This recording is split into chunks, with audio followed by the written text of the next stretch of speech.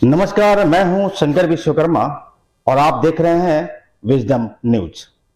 Uttar Pradesh subordinate service selection यानी उत्तर प्रदेश राज्य अधीनस्थ सेवा चयन आयोग की परीक्षा देने से कुछ अभ्यर्थी वंचित रह गए। वर्षों की मेहनत और इस उम्मीद के साथ कि उनका चयन इस बार अवश्य हो जाएगा, लेकिन सरकारी दुर्व्यवस्थाओं के चलते वह परीक्षा नहीं दे पाया। ऐसी स्थिति में वह अभ्यर्थी डिप्रेशन में भी जा सकता है, आत्महत्या जैसा कदम उठाने के लिए मजबूर भी हो सकता है। यह कहानी सिर्फ एक छात्र की नहीं हो सकती। इस वीडियो को जितने लोग भी देख रहे होंगे, उनमें से भी कईयों के बच्चे ऐसे होंगे जो यह परीक्षा नहीं दे पाए होंगे, या कुछ ऐसे भी बच्चे होंगे जो इस दुर्व्यवस्था का शिकार हो गए होंगे। क्या यह मामूली बात है? इन छात्रों के साथ जो अन्याय हुआ है और जो अन्याय करने का दोषी है, क्या उसे सजा नहीं मिलनी चाहिए? क्या उसका अपराध नहीं बनता है? जरूर बनता है। इस परीक्षा को कराने की जिम्मेदारी उत्तर प्रदेश सरकार की है। तो क्या सरकार के खिलाफ आपराधिक मामले नहीं बनते?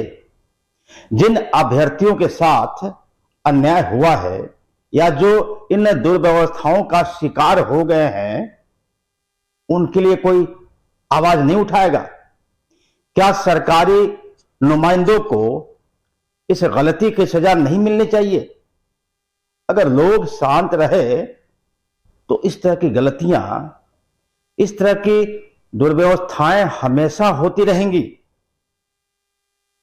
हम आपको इस वीडियो के जरिए यह बताने की कोशिश करेंगे कि कितने अभ्यर्थियों के साथ ऐसी घटनाएं हुई हैं और क्यों नहीं सबको आवाज उठानी चाहिए। बस आप हमारे इस वीडियो के साथ बने रहिए। ट्रेन में धक्के खाते हुए बच्चे जान जोखिम में डालकर यात्रा करते उत्तर प्रदेश के होनहार कल सरकारी दफ्तरों में बैठकर प्रदेश के विकास में योगदान देने का सपना देख रहे युवा आज यह नहीं समझ पा रहे हैं कि वह नौकरी पाने का प्रयास कर रहे हैं या अपनी जान बचाने का। जिस तरह की यात्रा कर रहे हैं उसे देखकर यह सहज ही अंदाजा लगाया जा सकता है कि इनका भविष्य तो बाद में बनेगा, संभवतः इनकी जान पहले चली जाएगी। आखिर इनके साथ ऐसा क्यों हो रहा है? इन बच्चों ने ऐसा क्या गुनाह कर दिया है जिसकी सजा इन्हें मिल रही है? ऐसी यात्राएं कराई जा रही है।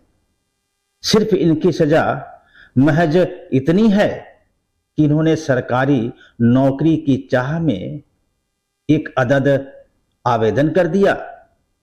सरकारी नौकरी की चाह में परीक्षा देने जा रहे हैं, यह जानते हुए कि ऐसी यात्रा करके परीक्षा देने जाना खतरे से खाली नहीं है। तो कौन है इसका जिम्मेदार? आगे बताने से पहले थोड़ा इस परीक्षा के बारे में आपको बता देते हैं।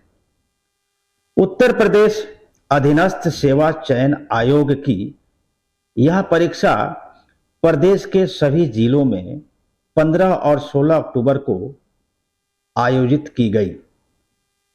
37 लाख से ज्यादा बच्चों ने इस परीक्षा के लिए आवेदन किया है। इस परीक्षा के बाद समूह ग के लिए नौकरी मिलेगी। परीक्षा में शामिल होने वाले हजारों अभ्यर्थियों का सेंटर उनके घर से 400 से 500 किलोमीटर दूरी पर पड़ा है। इन अभ्यर्थियों को असुविधा न हो, इसके लिए उत्तर प्रदेश सरकार ने बड़े बड़े दावे किए थे।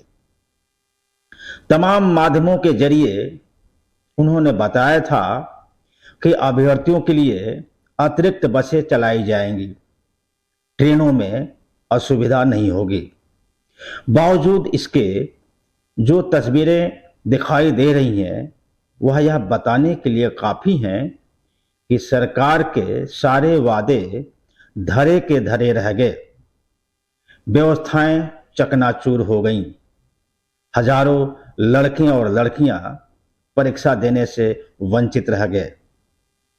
अब आप सोचिए, इन तस्वीरों को देखकर ऐसी भीड़ में क्या हमारे आपके घर की कोई बच्ची यात्रा करने की हिम्मत जुटा पाएगी? क्या वह इस भीड़ में घुस भी गई तो गारंटी क्या है कि कोई मनचला उसके साथ छेड़खानी न करे? ऐसी भीड़ में यात्रा करने वाले सैकड़ों अभ्यर्थी असहज महसूस नहीं करेंगे? यह संभव नहीं है कि ऐसी भीड़ में यात्रा करने वाले दर्जनों बच्चे घायल भी हो गए होंगे? क्या यह संभव नहीं है कि उसकी हालत इतनी खराब हो गई होगी कि उसे अस्पताल में एडमिट कराने की नौबत आ गई होगी? साहब, परीक्षा देने वाले इन लाखों अभ्यर्थियों में से सैकड़ों बच्चे तो ऐसे जरूर होंगे जो हम मान बैठे होंगे, या उनकी तैयारी ऐसी हुई होगी कि शायद उन्हें विश्वास होगा कि इस बार उन्हें नौकरी जरूर मिल जाएगी। लेकिन ऐसे विश्वास लेकर परीक्षा देने जा रहे सैकड़ों अभ्यर्थी इस परीक्षा से जरूर वंचित हो गए होंगे। उनका साल खराब हुआ, उनका पैसा खराब हुआ। इसकी जवाबदेही किसकी होगी? आपको यह भी बता दें कि समूह ग की परीक्षा में आमतौर से गरीब, लोअर मिडिल क्लास और मिडिल क्लास के घरों के बच्चे शामिल होते हैं। हजारों बच्चे ऐसे होंगे जिन्होंने बड़ी मुश्किल से आवेदन की फीस जमा की होगी, इस उम्मीद में कि इस बार उनका चयन हो जाएगा। उनके माता पिता भी उम्मीद लगाए बैठे होंगे कि इस बार उनका बच्चा जरूर कामयाब हो जाएगा। लेकिन कामयाब होना तो दूर, सोचिए, ऐसे सैकड़ों बच्चे परीक्षा देने से ही वंचित हो गए। तो क्या यह मामूली घटना है? क्या सरकार की इस गलती को नजरअंदाज कर देना चाहिए? शासन में बैठे हुए बड़े बड़े अधिकारी जो परीक्षा को सफलतापूर्वक संपन्न कराने का दावा कर रहे थे, उन्हें वैसे ही छोड़ देना चाहिए। उनके खिलाफ कोई कार्रवाई नहीं होनी चाहिए। उनके खिलाफ आपराधिक मुकदमे दर्ज नहीं किए जाएंगे। लेकिन आप क्या सोचते हैं, उनके खिलाफ मुकदमे ऐसे ही दर्ज हो जाएंगे? वह अपनी गलती इतनी आसानी से मान जाएंगे? जनता को आवाज उठानी पड़ेगी।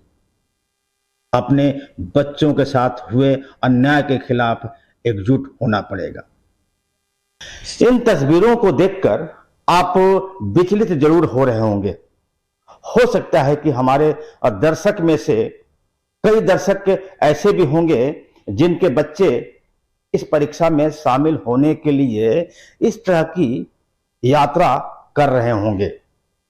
वो अपने बच्चे के रिजल्ट के बारे में कम सोच रहे होंगे, बल्कि भगवान से यही प्रार्थना कर रहे होंगे कि उनका बच्चा सकुशल घर वापस लौट के आ जाए। सरकार रोजगार देने की बातें करती है। खैर, अब सबको रोजगार देना किसी भी सरकार के लिए असंभव है। लेकिन जो रोजगार आप दे रहे हैं, कम से कम उसकी व्यवस्था तो ठीक से कीजिए। ताकि बच्चा सही तरीके से बगैर किसी तनाव के उस परीक्षा में शामिल हो सके। नमस्कार।